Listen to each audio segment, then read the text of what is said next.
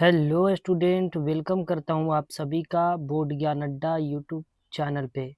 आपने इस वीडियो पे क्लिक किया, इसका मतलब आप भी क्लास 12th में पढ़ते हैं, तो वीडियो में अंत तक बने रहिएगा। आज का इस वीडियो में क्लास 12th का ज्योग्राफी चैप्टर 2 से रिलेटेड जितने भी वीवीआई ऑब्जेक्टिव प्रश्न होंगे वो सभी को लेकर के आए हैं, जो कि 2027 के एग्ज़ाम के लिए बहुत ही इम्पोर्टेंट है। तो आपको भी 2027 में इंटर का बोर्ड एग्ज़ाम देना है, तो आपके लिए ये वीडियो बहुत ही महत्वपूर्ण होने वाला है। इसलिए इस वीडियो में अंत तक बने रहिएगा, और अगर ये वीडियो आपको अगर हेल्पफुल लगता है तो एक लाइक कर दीजिएगा और एक छोटा सा कमेंट ज़रूर करिएगा। आप अगर सीरियस हैं 2027 के एग्ज़ाम के लिए आना, और आपका भी सब्जेक्ट ज्योग्राफी है, तो आपके लिए ये वीडियो बहुत ही महत्वपूर्ण होने वाला है। इसलिए इस वीडियो में अंत तक बने रहिएगा, ठीक है। तो चलिए बिना समय को बर्बाद किए ही शुरू करते हैं आज का इस सेशन को। देखेंगे आज का पहला प्रश्न क्या है। आज का पहला प्रश्न है, किस वर्ष विश्व की मानव जनसंख्या 6 अरब हुई थी? 1750 में या 1975 में या 1830 में या 1999 में? तो पहला नंबर प्रश्न का करेक्ट आंसर हो जाएगा 1999 में। ऑप्शन डी करेक्ट आंसर, याद कर लीजिएगा, ठीक है। बढ़ते हैं अगले प्रश्न की ओर। अगला प्रश्न है, मसाई क्या है? अगला प्रश्न है, मसाई क्या है? एक कृषि उपज, एक जनजाति, या एक चिकित्सक, या एक मरुभूमि? तो दूसरा नंबर प्रश्न का करेक्ट आंसर हो जाएगा एक जनजाति। ऑप्शन बी ठीक आंसर हो जाएगा दोस्तों, याद कर लीजिएगा। बढ़ते हैं अगले प्रश्न की ओर। अगला प्रश्न है, निम्न में से कौन एक जनसंख्या परिवर्तन के कारक नहीं है? प्रवास, आवास, जन्म या मृत्यु? तो तीसरा नंबर प्रश्न का करेक्ट आंसर हो जाएगा ऑप्शन बी आवास।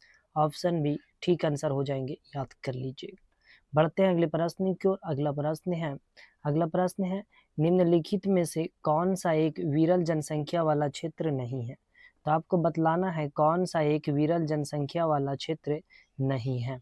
क्या ध्रुवीय प्रदेश, भूमध्य रेखीय प्रदेश, या दक्षिण पूर्वी एशिया, या तो फिर अटाकामा? तो चौथा नंबर प्रश्न का करेक्ट आंसर हो जाएगा दक्षिण पूर्वी एशिया। ऑप्शन सी ठीक आंसर हो जाएंगे, याद कर लीजिएगा। बढ़ते हैं अगले प्रश्न की ओर।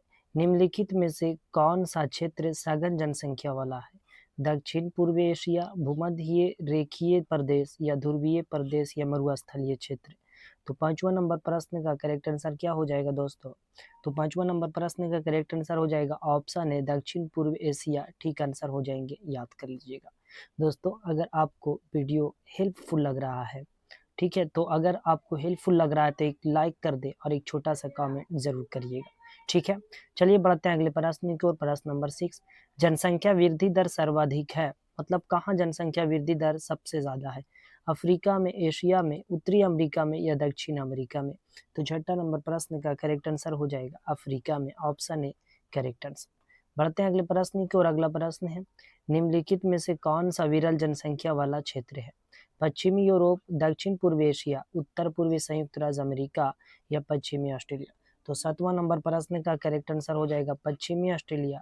ऑप्शन डी ठीक आंसर हो जाएंगे, याद कर लीजिएगा। दोस्तों सभी जितने भी प्रश्न हैं बहुत ही इंपॉर्टेंट है 2027 के एग्जाम के लिए। सभी को आप लोग लिख लीजिए और सभी को याद कर लीजिएगा, आपको 2027 के एग्जाम में डायरेक्टली देखने को मिलेंगे, ठीक है। अगर हेल्पफुल वीडियो लग रहा है तो इसे लाइक कर दें और एक छोटा सा कमेंट जरूर करिए। अगर चैनल पर नए हैं तो इसे सब्सक्राइब कर दें और इसे अपने दोस्तों में ज़्यादा ज़्यादा शेयर कर दीजिए। बढ़ते हैं अगले प्रश्न की ओर। प्रश्न नंबर 8, विश्व के सघन जनसंख्या क्षेत्र में निम्नलिखित में से कौन सा क्षेत्र सम्मिलित नहीं है? पश्चिमी यूरोप, दक्षिण पूर्व एशिया, दक्षिण पश्चिमी अफ्रीका, उत्तर पूर्व उत्तरी अमेरिका? तो आठवां नंबर प्रश्न का करेक्ट आंसर हो जाएगा ऑप्शन सी दक्षिण पश्चिमी अफ्रीका। ऑप्शन सी ठीक आंसर हो जाएंगे, याद कर लीजिएगा। बढ़ते हैं अगले प्रश्न की ओर। प्रश्न नंबर 9, विश्व के किस देश की जनसंख्या सर्वाधिक है? मतलब पूरे विश्व भर में किस देश की जनसंख्या सबसे ज्यादा है? तो दोस्तों मैं बतला दूं कि अभी अगर बात करें 2026 के अनुसार अगर हम बात करें, ठीक है, क्योंकि अभी जो वीडियो जो रिकॉर्ड हो रहा है ये 2026 और आपको दो एग्जाम देना है 2027 में, ठीक है। तो अभी की अगर जनसंख्या की बात करें तो सबसे ज़्यादा अधिक वाला भारत है, लेकिन जो है से पहले कौन सा था? तो चीन था। इसलिए अगर देखा जाए तो 2026 के अनुसार इसका आंसर हो जाएगा भारत, ठीक है, और पहले इसका चीन था। इसलिए जो है एग्जाम में जब पूछा गया था ये प्रश्न जो है बार बार पूछा गया है, उस समय इससे पहले जो है चीन था इसका आंसर, इसलिए ऑप्शन सी याद रखेंगे। और वर्तमान में अगर पूछा जाए तो भारत याद रखेंगे। ठीक है, ऐसे चीन है, वर्तमान में भारत। अगले प्रश्न की ओर चलते हैं। प्रश्न नंबर 10, कालाहारी मरुस्थल में कौन सी जनजाति निवास करती है? पिग्मी जनजाति, माओरी जनजाति, बुशमैन जनजाति या इनमें से कोई नहीं। तो 10वां नंबर प्रश्न का करेक्ट आंसर हो जाएगा option C bushman. Option C ठीक आंसर हो जाएंगे, याद कर लीजिएगा। पढ़ते हैं अगले प्रश्न की ओर। विश्व में जनसंख्या का कितना प्रतिशत भाग एशिया में निवास करती है? 40%। क्या हो जाएंगे दोस्तों, बतलाना है आप सभी को कमेंट करके। कितने प्रतिशत जनसंख्या विश्व के एशिया में निवास करती? 40%, 60%, 50% या 25%। तो 11 नंबर प्रश्न का करेक्ट आंसर हो जाएगा ऑप्शन बी 60%। ठीक है, 60%, इसलिए ऑप्शन बी ठीक आंसर हो जाएंगे, याद कर लीजिएगा। बढ़ते हैं अगले प्रश्न की ओर। अगला प्रश्न नंबर 12, निम्नलिखित में से किस महाद्वीप में जनसंख्या वृद्धि सर्वाधिक है? उत्तर अमेरिका, दक्षिण अमेरिका, एशिया या ऑस्ट्रेलिया? तो 12 नंबर प्रश्न का करेक्ट आंसर हो जाएगा ऑप्शन सी एशिया। ठीक है, एशिया करेक्ट आंसर, ठीक आंसर हो जाएंगे, यहाँ जनसंख्या सर्वाधिक है। ठीक है, एशिया में जो देश, ये भारत की अभी हम बात कर रहे थे, भारत जो है कौन सा महाद्वीप में पड़ता है? एशिया में। कुल महाद्वीप कितने हैं आपको कमेंट करके बतलाना है कि विश्व में महाद्वीपों की संख्या कितनी है। विश्व में कितने महाद्वीप है, महाद्वीप कितने आपको कमेंट करके बतलाना है। ठीक है, बढ़ते हैं अगले प्रश्न। निम्नलिखित क्षेत्रों में से कौन सघन जनसंख्या वाला है? पश्चिमी यूरोप, विषुवत रेखीय प्रदेश, मरुस्थलीय क्षेत्र या ध्रुवीय प्रदेश? तो 13 नंबर प्रश्न का करेक्ट आंसर हो जाएगा ऑप्शन ए पश्चिमी यूरोप। ऑप्शन ए ठीक आंसर हो जाएंगे, याद कर लीजिए। बढ़ते हैं अगले प्रश्न की ओर। निम्नलिखित में से कौन जन स्थानांतरण का प्रतिकर्ष कारक नहीं है?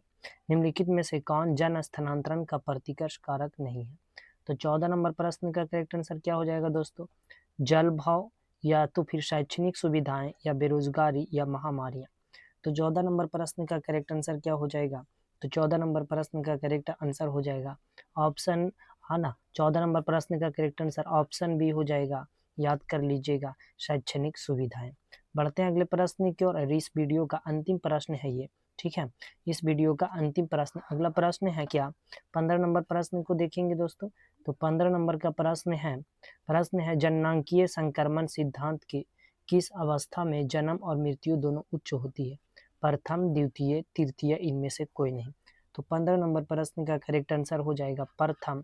ऑप्शन ए फर्स्ट हो जाएंगे, याद रखेंगे, है ना, फर्स्ट हो जाएंगे प्रथम, इसलिए ऑप्शन ए ठीक आंसर हो जाएंगे, याद कर लीजिएगा।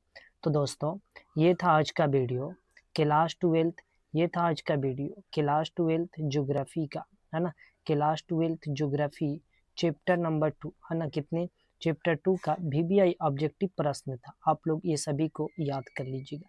उम्मीद है आप सभी को वीडियो अच्छे लगे होंगे। अगर आपको वीडियो थोड़ा सा भी हेल्पफुल लगा है तो इस वीडियो को लाइक कर दें, और चैनल पे अगर नए हैं, आपको भी 2027 में इंटर का बोर्ड एग्जाम देना है, तो इस चैनल को सब्सक्राइब ज़रूर कर लीजिएगा और अपने दोस्तों में इसे ज़्यादा ज़्यादा शेयर कर दीजिएगा। और वीडियो कैसा लगा एक छोटा सा कमेंट करके आप लोग ज़रूर बतलाइएगा। ठीक है, मिलते हैं अगले वीडियो में क्लास 12 ज्योग्राफी का, है ना, क्लास 12 ज्योग्राफी चैप्टर 3 से related most VBI very very important objective प्रश्न के साथ, जो कि 2027 के एग्जाम में आपको डायरेक्टली देखने के लिए मिलेंगे। इसलिए चैनल को अभी सब्सक्राइब कर लें और जुड़ना ना भूलें। इस चैनल पे वीडियो आपको रोजाना शाम के 6:30 पे देखने के लिए मिलेंगे।